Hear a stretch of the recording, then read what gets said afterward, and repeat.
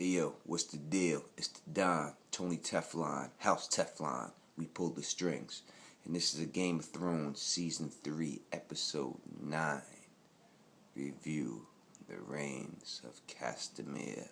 Now first off, I may look beat in this video because I'm recording this mad early. And I stayed up all night. I watched this episode at least 4 times. Probably 5, in all honesty. So, I watched it a long time. I watched it a lot. So, we're going to get to this. I knew this was coming. I read the books and everything else. So, I knew this was coming. But to actually see it play out on the screen is phenomenal. And first, let's talk about... I'm going to be all over the place with this one. So, I'm not going to try to... Let's just start with this. The episode itself. Best episode of the year. Probably the best episode of Season 1. I think it was better than any episode in Season 1. Better than any episode in Season 2 except for the Battle of Blackwater. So that's how high I rate this episode. When I'm talking music, I'm talking the feeling from the opening scene all the way through, the grittiness. Everything about it just smelled book. Game of Thrones, Song of Fire and Ice. It was perfect. And the words that Catlyn said right at the end was taken straight from the book. Just about all the words during the Red Wedding was taken right from the book. So it was just beautiful. Now, you see the episode starts off, you see this cat asking his mom for some advice and stuff like that, and then admitting, I didn't listen to you and these bad things happen. Now, when you go all the way back before we know what happens at the, so it's not like what happens at the end. We see what happens, right? They get slaughtered like pigs, right? So you're gonna ask Catlyn for some advice a little late, and she told you not to cut the dude's head off. She told you not to trust this dude. Now you want to ask her for advice after you imprison her and everything else, right? So you want to ask her for some advice and stuff like that, but if you go back to episode 1, this whole thing started, right? So you put the whole chain of events together. You got Catlyn kidnapping Tyrion. She never kidnaps Tyrion. This war never starts. Ned never gets confronted by Jaime in King's Landing. He never fights with him, never gets stabbed in his legs. None of that happens. When she took Tyrion, it's like Tywin said, even though he's the lowest Lannister, can't have any house grab your member without impunity. And that's what happens. So you're asking the woman who actually started this whole mess for some advice. And she gives you some advice. She should have known from the jump that this cat, Walter Frey, was not going to be down with this whole situation. She told you he was going to be mad. He was this, that, and the other. She should have realized from the jump, this cat is not going to be down with you. We need to take a new course of action. And it showed a little bit of Rob's bad planning. It was supposed to be such a great battle plan, though, where he was going to trap himself off and she had to straighten him out and stuff like that. So, we're going to stay on this topic. The actual wedding itself. I'm going to talk about as a little bit as a book reader, too. When I read this in the book, the first time I read it, I threw the book across the floor. And I think it hit the other side of one and ripped. It was very disappointing. I said to myself when I read that these Starks, these are supposed to be the good guys. Supposedly, there's no good guy. But these are the better people. The ones you want to root for. And it just seems like they get killed off so easy. It's just like nothing to kill a Stark. I mean, Ned, done. Now Rob, done. And now Catelyn, done. Just like that. How many Lannisters died? Couple little boys. How many Bolton's men died? None. How many Baratheons have died on Joffrey's side? None. Renly. I mean, but these Starks just get picked off so easy. When I was reading the books, and I was like rolling, as everyone, when you first start reading the books, you got to roll with the Starks. You're always a Stark person. So I was reading, and I'm like, man, these dudes just got no fight in them. They're just so easy to kill. And he just kills them off. And their sigil is the one that's featured on the show. And it's supposed to be more about them. And they just get whacked like it's nothing. And it's just very disappointing to me. So I want to let all you Stark fans know right now that Stannis Baratheon is who you should be siding with. He is the honest, honorable man. And all you Stark fans who also say, well, no, I kind of like Jaime. He's growing on me. He wants his honor back and all this. All you people who talk like that, Jaime had set this up. Obviously, you seen Roose Bolton there. Obviously, you heard the words Jaime said to Roose Bolton, give him my regards. And you heard exactly what Roose Bolton said when he stabbed Robb. So there's your good old, honest Jaime trying to mend his ways. There's nothing good about him. Nothing. Period. That's it. He's a Lannister. Just like Tyrion, just like Cersei, just like all of them. And you are trying to play the middle. There is no middle here. You pick a side and you stay with it. If you're going to be a Jaime, be a Lannister. And then be happy that they killed Robb and his mother. Like that. Just shot him up and sliced their throats like what? And everything else. Now in the books, this is not a spoiler because it didn't happen. Catlyn does slice neck, not of his wife. There's another person in there called Jingle Bell, which is like his grandson, or like great-grandson, who wears these bells all around.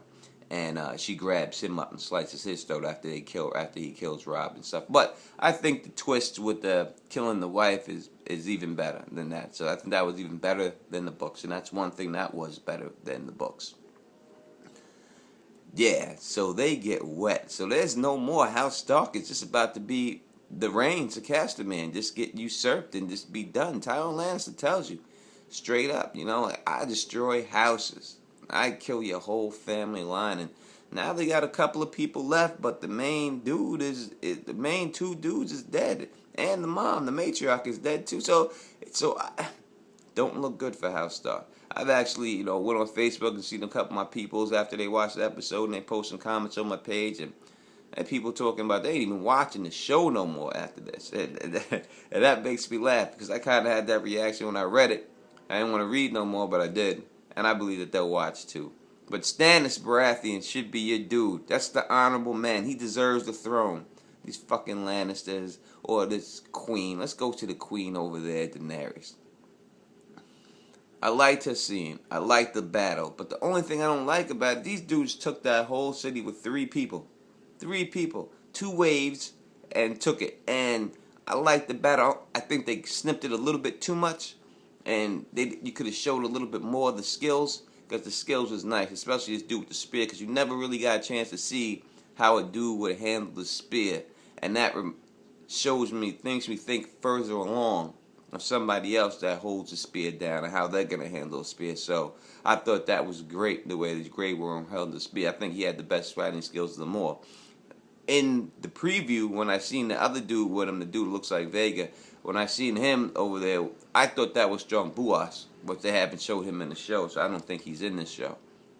But it's so funny when you look, I watched all the previews to this show before the show came out, and how many things I thought I seen in them in the clips leading up to that I was wrong on. I was right on a couple of them, but most of them I was definitely wrong on. That fight scene was great. I wish they just expanded on that fight scene. They need to show more of these dudes fighting.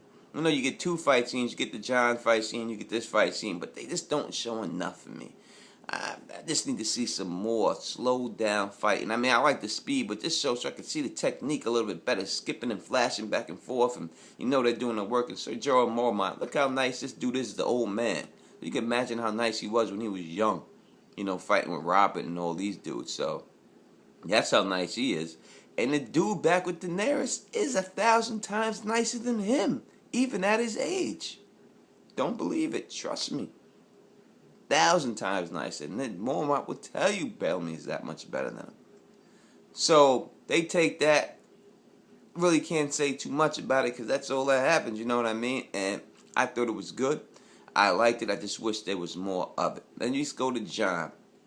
Jon scene, you know what I mean? This is the time Jon breaks away from the Wildlands. And a little, alright, a guy's out there with some horses. He doesn't want to kill him, and this is when he escapes. Could have been something else going on to make him escape or something like that. He bounced on Ygritte. Guess the ass wasn't that great. You know what I mean?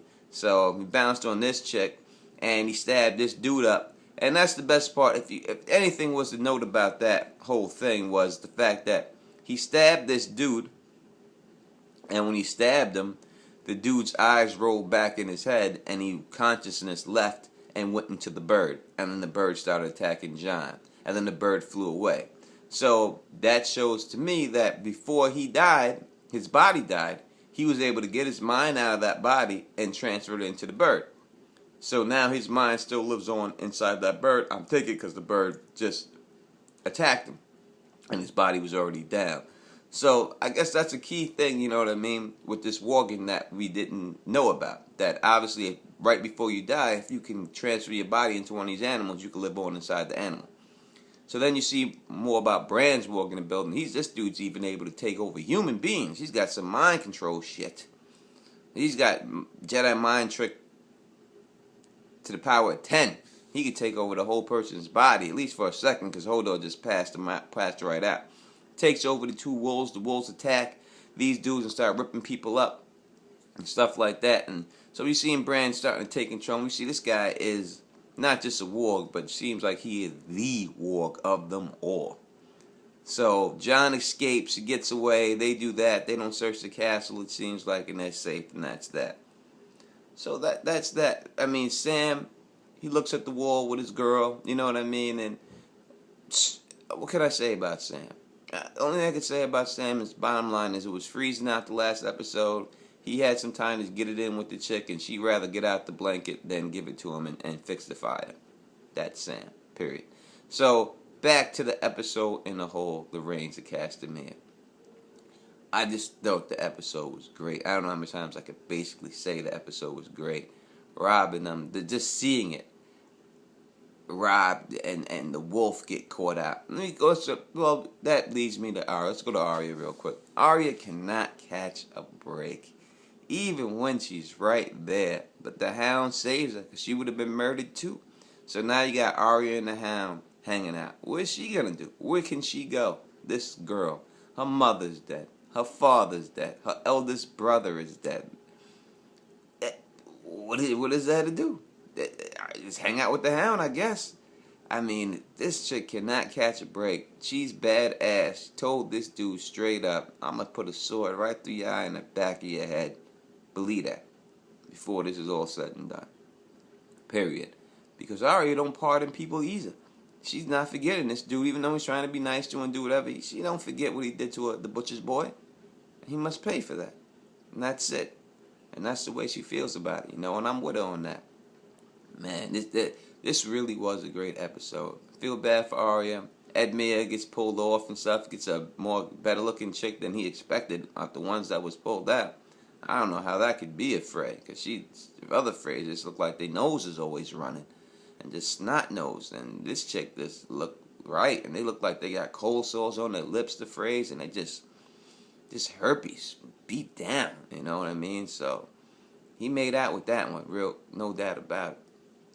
But yo, all the people that were shocked that this was going down, so was I when I read it.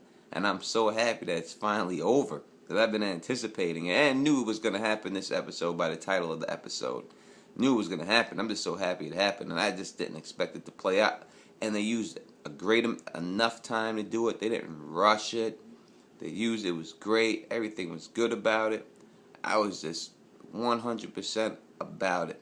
The Starks house is dead. Looks like it to me, just about. So I'm telling you Stark fans, come to the one honorable man, Stannis Baratheon, support his claim to the throne.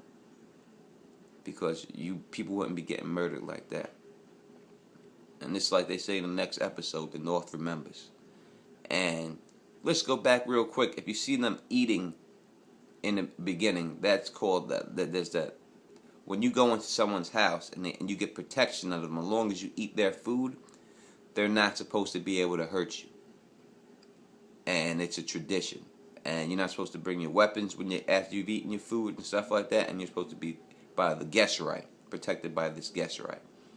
And he violated the guest right. Walter Frey didn't give a fuck about the guest right, because they were not supposed to be harmed. They were not supposed to be touched in any way. He's supposed to be under their protection no matter any disagreements. And he said, fuck that. And now you see the Boltons' disgusting ways and how disgusting the Boltons are. So, what can I say? The reins of Castermere. It don't look good for the Starks now. Hit me with the comments. Tell your peoples about me. This is House Teflon. We pull the strings, baby. You know how I do. And I'm going to give you, even when this season's over, I'm going to give you more Game of Thrones from the book. We'll do the whole book. We'll go right through it. I may even do one big wrap-up thing for the whole season that may last an hour. We going to see. But get at me, leave comments, and tell your peoples about me, man. I need people to subscribe. Helps me out. But even if they don't and 2 people watch it, I'm still happy. I'm going to still do this. Alright? This is House Teflon. Tony Teflon of House Teflon. We pull the strings. Peace.